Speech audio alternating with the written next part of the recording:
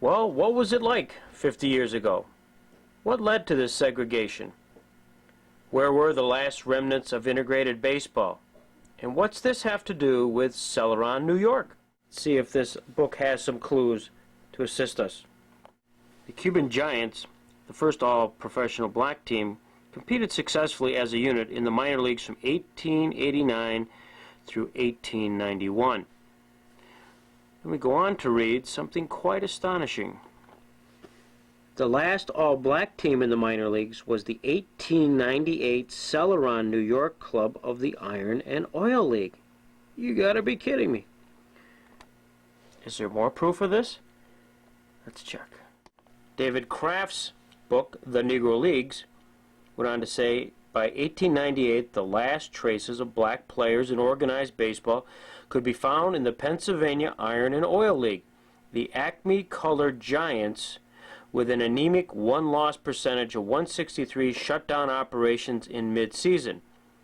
With that team's demise, a turbulent, maddening period in organized baseball had finally given way to a slightly calmer but racially segregated period in which only whites could play at the minor and major league levels. The last all-black team in Celoron, New York? I wonder why.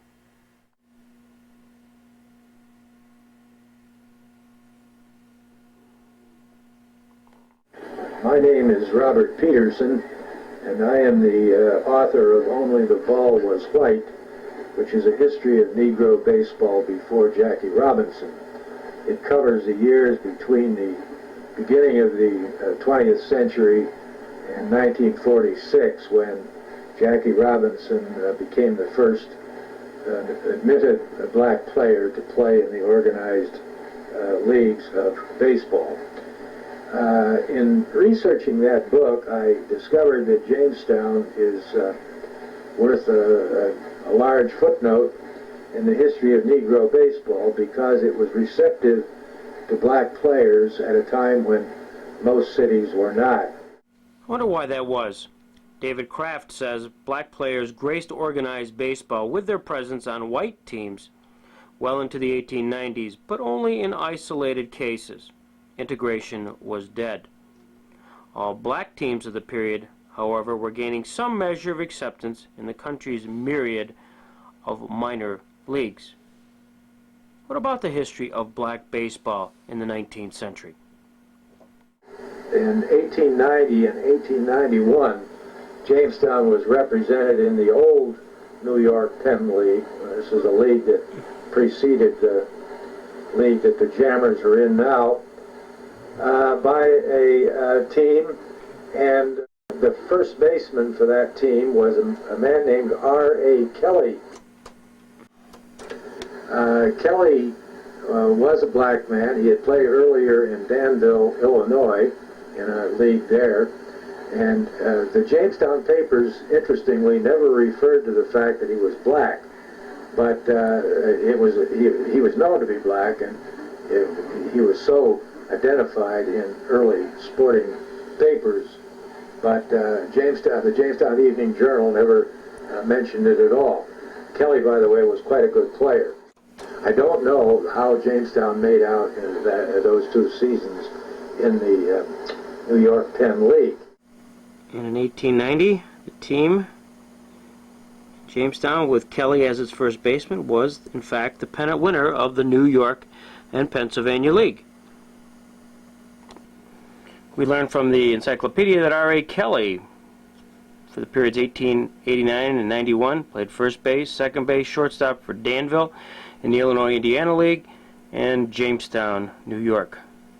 In fact, the history of black baseball became the subject of an article by Jamestown Post-Journal editor Jim Riggs recently, and he spotlighted Mr. Kelly. Then subsequently, the Jamestown area was represented in the late 19th century by two other entries. Both were in a league called the Iron and Oil League, which was a minor league covering mostly small cities in northwestern Pennsylvania. But in 1895, the team that had been in Sharon, Pennsylvania, in the Iron and Oil League, went to Celoron in mid-season. They weren't doing very well in Sharon, and so the franchise was shifted to Celoron, and they played the rest of the season there, although in fact that league was in trouble too, and it disbanded in August. Basically, the teams broke up because they weren't drawing enough folks. That was not unusual, by the way, in those days. It was quite common for leagues to break up in mid-season. The thing that was interesting about the Iron and Oil League in 1895 was that it had the rookie Hannes Wagner, who went on to become one of the greatest of all baseball players. He was in his rookie season as a professional in that year. He played for Warren in Warren, Pennsylvania, in that league. So he would have played in Celoron on.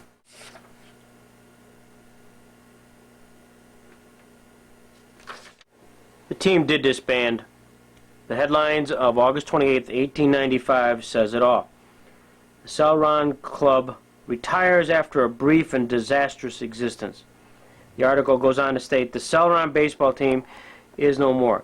It laid down the axe at the feet of the Warrenites Tuesday and retired from the field forever.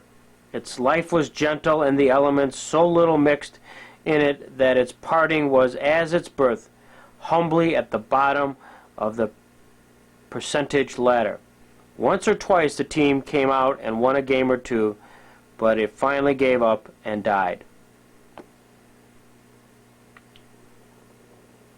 As the only remaining teams, Warren and Wheeling played a World Series, with Wheeling winning in 1895. This team was an all-white team, and the first professional team to play in Celoron, New York. Again, in the Iron and Oil League in the year 1898, the last black players were involved in organized baseball in that league until Jackie Robinson came along. It was an all-black team called the Celoron Acme Giants. They were quite a young team. They were none, as far as I know, were from Jamestown, and the promoter and manager of the team, whose name was Harry Bright, was not from Jamestown either. I'm not exactly sure where he was from, but he was not from Jamestown. I suspect that he was invited to come and represent Celoron in the Iron and Oil League by the operators of Celoron's amusement park. In any event, they played about 30 games there, the Celoron Acme Colored Giants. But again, that league was in trouble. Young, all-Negro team wrote the final chapter to the story of black men and white leagues during baseball's early days. The team was organized by a brash white man named Harry Curtis, who promised that we will have the strongest colored club in America if we are the youngest. One of the interesting anecdotes occurred further on after their first game, where the Sporting Life wrote, Celoron drove home from here Saturday night, being their first home game, and they enlivened the air with singing, and they can sing as well as they can play. The Negroes are a jolly, gentlemanly crowd and an honor to the league. Their home opener, they lost 15-4. The Jamestown Evening Journal wrote the above article. This article appeared in the Jamestown Journal on July 8th. New baseball club. Celoron Giants disband. A strong club secured to take their place. The Celoron Colored Giants, connected with the Oil and Iron Baseball League, disbanded Thursday. Bad playing and consequent poor patronage was the cause. George Maltby of the Celoron Amusement Company informs the Journal that they have engaged a team to take its place. And whoever was the owner of the franchise brought in some white players from a disbanded team in Louisville, Kentucky, and they played as Celoron then for a couple of more weeks before the whole league disintegrated. and that was the last. Those were the last admitted black players in organized baseball until 1946, when Robinson joined Montreal in the International League as a rookie for the Montreal in the International League as a rookie for the farm team of the Brooklyn Dodgers. Now, I discovered that Jamestown is worth a large footnote in the history of Negro baseball because it was receptive to black players at a time when most cities were not. A postscript to the story was recently unearthed from a letter from George Lurchin. Mr. Peterson inquired as to how well that team did. Ironically, in a letter from George Lurchin, a center fielder with the 1942 Jamestown Falcons, a few answers were given. This particular newspaper article of Saturday, September 12, 1942, highlighted the New York and Pennsylvania League, champions of 1890. By golly, it's the same picture with the same team, yet there's a caption. Let's find out what it said. Caption indicated the picture represented Jamestown's first pennant-winning baseball club. Here is the local aggregation which carried off the championship in the New York and Pennsylvania League way back in 1890 under the management of Herbert Whitney II, playing its home games at Marvin Park near the boat landing. The other clubs in the league represented Erie, Dunkirk, Meadville, Bradford, and Olean. Here's another answer. The local club again won the pennant in 1891, and after that the league folded up for lack of adequate support. We also now know this picture came through the courtesy of a Parker Osterstrom, proprietor of the Park Barbershop in Brooklyn Square, which is no longer. What do we know about Herbert Whitney II? Herbert Whitney II was the son of George Washington II Jr. Mr. George Washington II was a very active banker. He had two sons, Herbert Whitney and Georgia Lucia. We also know that Herbert W. II married Cora Sheldon. Cora Sheldon was the daughter of Porter Sheldon, a famed lawyer, businessman, and founder of the American Aristocrat, which ultimately became part of Eastman Kodak. We know that Porter Sheldon was extremely successful. We also know that Marvin Park was near the boat landing where the steamers